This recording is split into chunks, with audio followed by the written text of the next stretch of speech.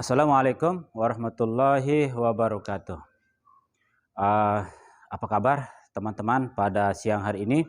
Semoga pada siang hari ini saya kembali menemui teman-teman dalam keadaan bahagia, dalam keadaan sehat, dan tentunya tidak kurang suatu apapun. Bertemu lagi dengan saya di channel Kursus Bruga, belajar bahasa Inggris itu menyenangkan. Pada video kali ini kita akan kembali membahas tentang salah satu materi yang penting dalam pelajaran bahasa Inggris. Apa itu materinya? Materinya berjudul tentang kalimat pasif. Baik, kita tulis saja judulnya. Judulnya adalah kalimat pasif. Nah, teman-teman tentunya sudah tidak asing lagi dengan materi kalimat pasif ini, karena materi ini diajarkan di kelas 11 tingkat SMA maupun madrasah aliyah pada semester 1. Namun, di channel Kursus Bruga ini kita akan kembali membahas tentang kalimat pasif, tentunya dengan cara-cara dan konsep-konsep pembelajaran yang lebih sederhana, lebih menarik, dan tentunya lebih gampang dimengerti oleh teman-teman. Akan tetapi, sebelum kita membahas tentang materi kalimat pasif ini, saya ingin kembali mengingatkan teman-teman agar tidak lupa mengklik tombol like, dan bagi teman-teman yang belum berlangganan dengan channel Kursus Bruga ini, jangan lupa untuk mengklik tombol subscribe, ya, dan jangan lupa pula untuk mengaktifkan notifikasi lonceng agar teman-teman tidak melewatkan video demi video yang membahas tentang materi-materi pelajaran bahasa Inggris yang menarik tentunya. Dan terima kasih pula kami ucapkan kepada teman-teman yang sudah mensubscribe channel ini dan yang sudah men-share atau membagikan video-video pada channel Kursus Bruga ini kepada teman-teman masing-masing melalui media sosial masing-masing. Baiklah teman-teman, kita langsung saja membahas tentang apa itu kalimat pasif. Sebelum kita beralih kepada bagaimana pola dan cara-cara untuk membuat kalimat pasif, saya ingin menjelaskan terlebih dahulu 5 hal yang harus diketahui teman-teman mengenai bagaimana cara mengubah kalimat aktif menjadi kalimat pasif. Yang pertama yang harus diketahui oleh teman-teman adalah bahwa kalimat aktif adalah kalimat yang kata kerjanya berawalan me. Sekali lagi, kalimat aktif adalah kalimat yang kata kerjanya berawalan me. Ini contoh dari kalimat yang kata kerjanya berawalan me. Kalimat ini menggunakan kata kerja mencintai. John mencintai Sarah adalah termasuk dalam kategori kalimat aktif karena kata kerjanya berawalan me. Nah, kemudian yang kedua yang harus diperhatikan oleh teman-teman ketika mengubah kalimat aktif menjadi kalimat pasif adalah bahwa kalimat aktif adalah kalimat yang kata kerjanya berawalan di. Sekali lagi, kalimat pasif adalah kalimat yang kata kerjanya berawalan di. Misalnya sekarang, kalimat John mencintai Sarah ini, jika kita ubah menjadi kalimat pasif, maka akan menjadi Sarah dicintai oleh John. Demikian teman-teman. Yang semula, kalimat pertama berawalan me, nah sekarang kalimat kedua berawalan di. Jadi, John mencintai Sarah adalah kalimat aktif karena kata kerja berawalan me. Kemudian Sarah dicintai oleh John adalah kalimat pasif karena kata kerjanya berawalan di. Nah, ini poin kedua yang harus teman-teman perhatikan sebelum mengubah kalimat aktif menjadi kalimat pasif. Poin ketiga yang harus diperhatikan oleh teman-teman adalah bahwa dalam bahasa Inggris, kalimat pasif hanya menggunakan kata kerja bentuk ketiga. Sekali lagi, ketika teman-teman akan mengubah kalimat aktif menjadi kalimat pasif, nah nanti dalam kalimat pasif kita hanya menggunakan kata kerja bentuk ketiga. Baik itu untuk kalimat positif, kalimat negatif, maupun kalimat interrogatif atau kalimat tanya. Hanya menggunakan kata kerja bentuk ketiga. Kemudian poin keempat adalah bahwa dalam kalimat aktif, subjek kalimat berubah menjadi objek kalimat. Kemudian objek kalimat aktif berubah menjadi subjek dalam kalimat pasif. Terjadi persilangan posisi. Nah, sekali lagi, ketika kita mengubah kalimat aktif menjadi kalimat pasif, John yang semula subjek dalam kalimat aktif berubah menjadi objek dalam kalimat pasif. Dan Sarah yang semula menempati posisi objek dalam kalimat aktif sekarang berubah posisinya menempati posisi sebagai subjek dalam kalimat pasif. Demikian teman-teman. Dan poin terakhir adalah dalam kalimat pasif, objek itu boleh ada dan boleh tidak ada. Dengan catatan tidak merubah makna dari kalimat tersebut. Misalnya, pemerintah membangun jembatan itu pada tahun 2000. Kalimat ini kalimat aktif karena kata kerjanya berawalan me. Nah, sekarang kita akan mempasifkan, mengubah kalimat ini menjadi kalimat pasif. Maka menjadi jembatan itu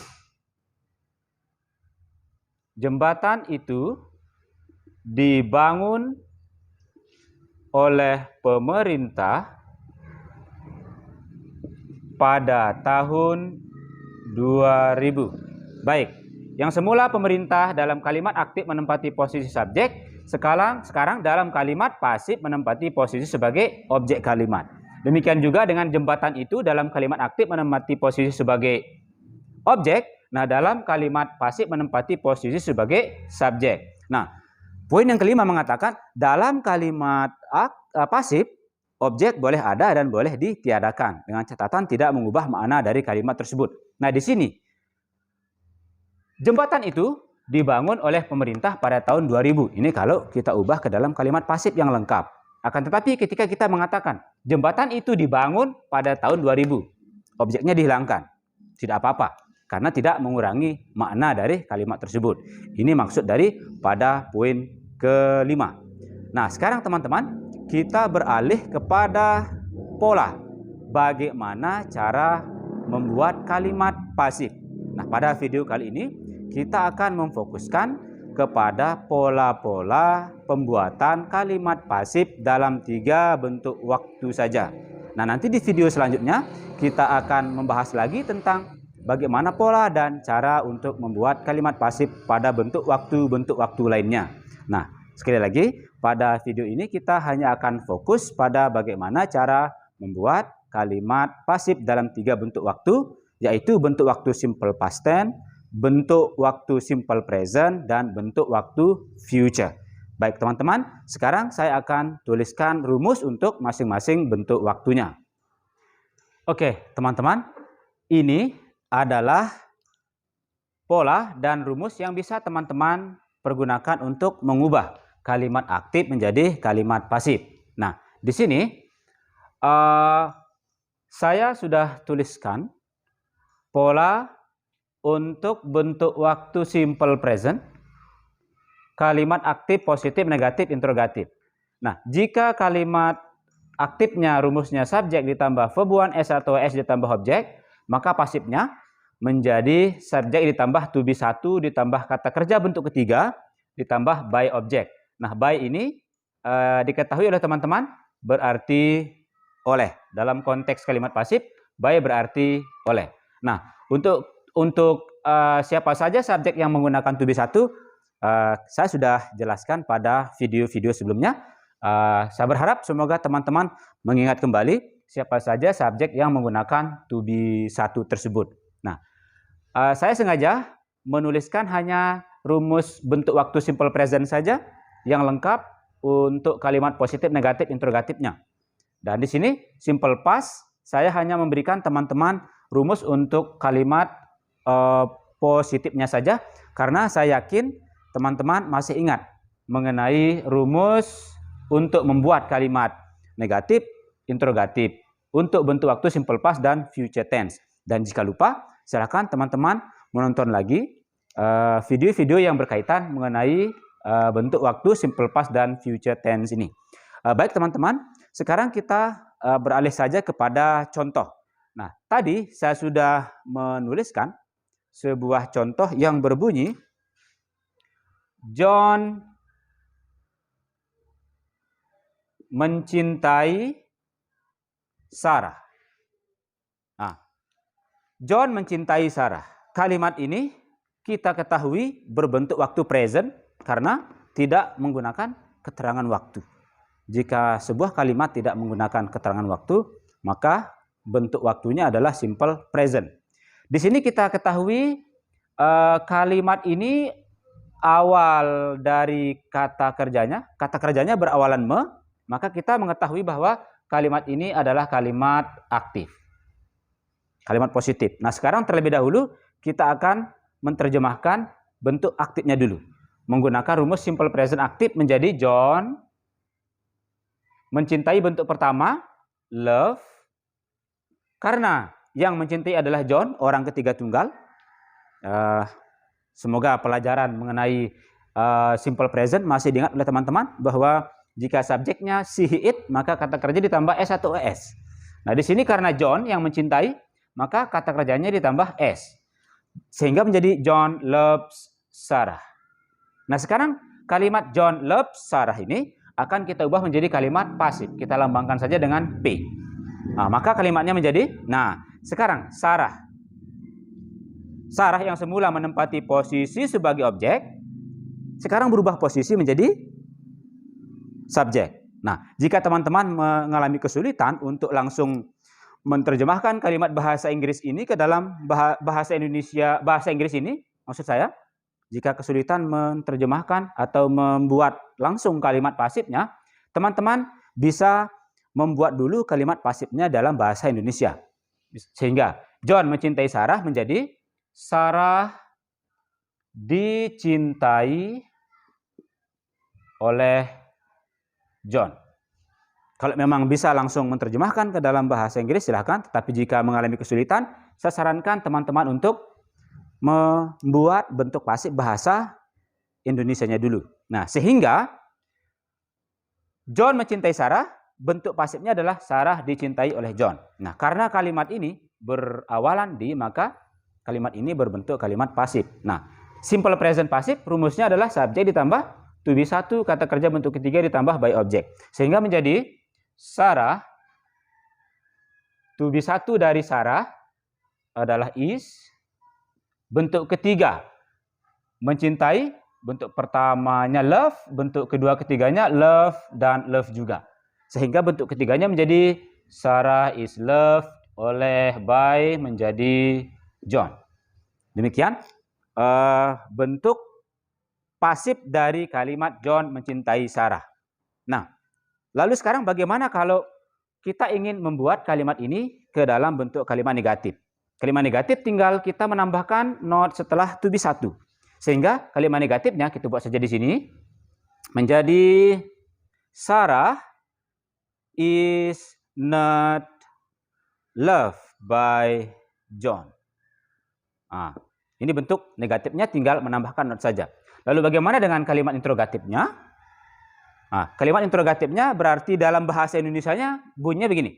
Apakah Sarah dicintai oleh John? Nah, kalau kesulitan kita tulis dulu bahasa Indonesianya seperti biasa. Nah, apakah Sarah dicintai oleh John? Ini bahasa Indonesia pasifnya. Nah, sekarang kalimat ini akan kita bahasa Inggriskan. Nah, untuk membuat kalimat interrogatif dalam bentuk pasif di sini kita tarik to be satu ke depan. Nah, to be satu ke depan ini yang berarti apakah, sehingga menjadi is Sarah, bentuk ketiga loved oleh by kemudian John.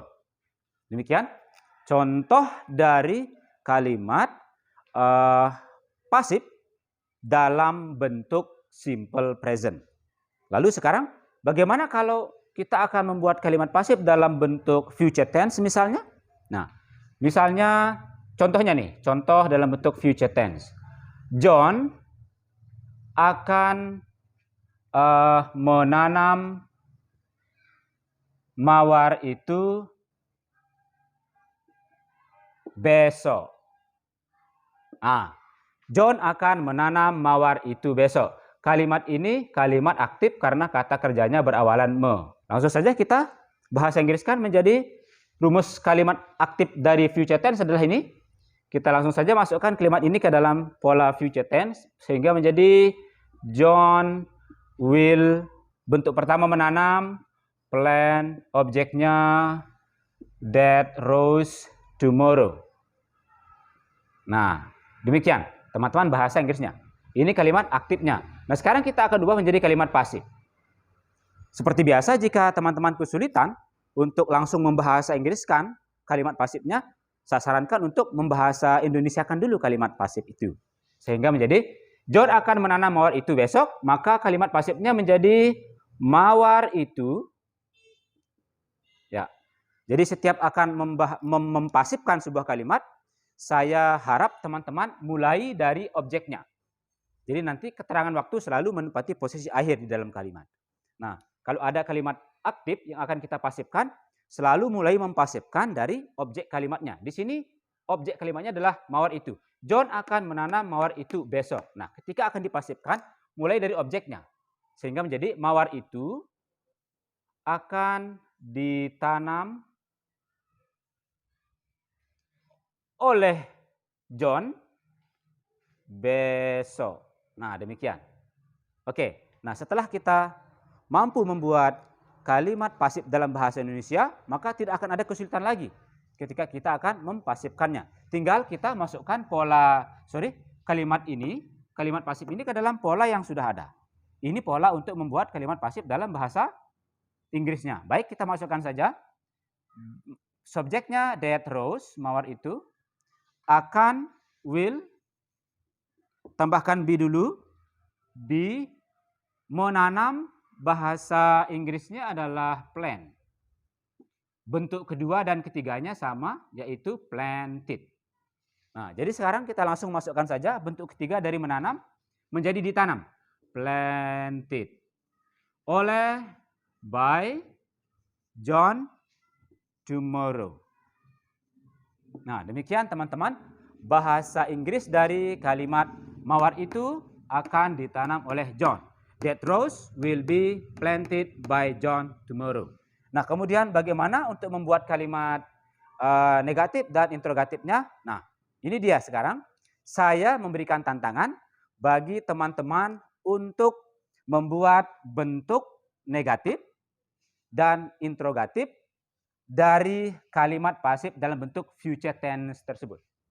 Nah, jika sudah selesai, silakan teman-teman menulis di kolom komentar. Demikian juga, jika teman-teman mengalami kesulitan dalam membuat kalimat pasif menggunakan pola-pola yang sudah saya tuliskan ini, saya berharap juga agar teman-teman menulis di kolom komentar. Saya harap teman-teman bisa memahami materi ini dengan baik. Ya, sampai berjumpa pada video selanjutnya mengenai materi-materi lain yang tentunya akan kita kemas dengan metode-metode dan konsep yang menarik. Tetap sehat, selalu bahagia. Assalamualaikum warahmatullahi wabarakatuh.